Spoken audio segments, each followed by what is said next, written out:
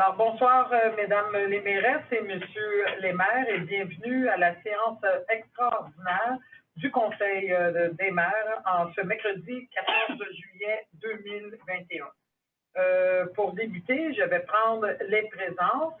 Alors, assiste en présentiel à la salle du Conseil des maires. Carolyn Cameron, maire of Hinchinbrook. Agnes McKell, maire of Stacy-Sacramento.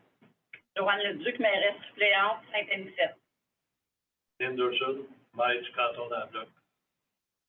Douglas Brooks, maire de Franklin. André Brunette, maire de la ville de Pierre Poirier, maire de Manchester. Richard Grayfield, maire de la municipalité de Howard.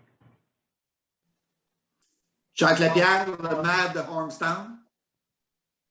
Deborah Stewart, maire of Elgin.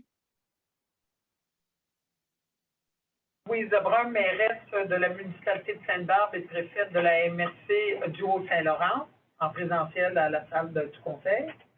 Pierre Cazard, directeur général et secrétaire trésorier. Chantal Isabelle, directrice générale adjointe et greffière. Alors, bienvenue tout le monde. Au point 1, ouverture de la séance, qui a été proposée par M. Pierre Poirier et appuyée par M. Ridby. Au point 2, adoption de l'ordre du jour, proposé par Mme Leduc et appuyé par Mme McKell. Au point 3, période de questions générales de l'Assemblée, sans objet. Au point 4, administration générale. En 4.01, adoption des états financiers audités 2020-2021, place aux jeunes au Saint-Laurent. Alors, nous avons reçu les états financiers audités. Vous les avez regardés, nous avons posé les questions. Je pense qu'il ne reste plus de questions là, sans réponse. Alors, si vous êtes prêts, je recevrai une proposition. Ça me prend un proposeur, un appuyeur pour les états financiers. Alors, M. Brunet, la proposition et M. Poirier appuie. 4.02, l'adoption des états financiers audités 2020 du Fonds d'investissement local. Encore une fois, vous les avez reçus, vous avez posé vos questions. Et M. Brooks en fait la proposition et M. Lapierre appuie.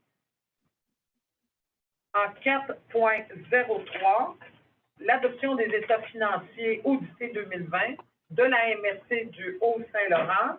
Vous les avez reçus, nous avons posé des questions, il n'y en a pas de questions qui ont resté sans réponse. M. Anderson en fait la proposition et s'est appuyé par M. Lapierre. Au point 5, varia, il n'y avait aucun point en varia.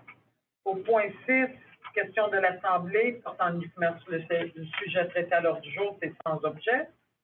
Et au point 7, clôture de la séance qui est proposée par Mme McKell et qui est appuyée par M. Ridby. Alors, merci beaucoup tout le monde. Bonne soirée.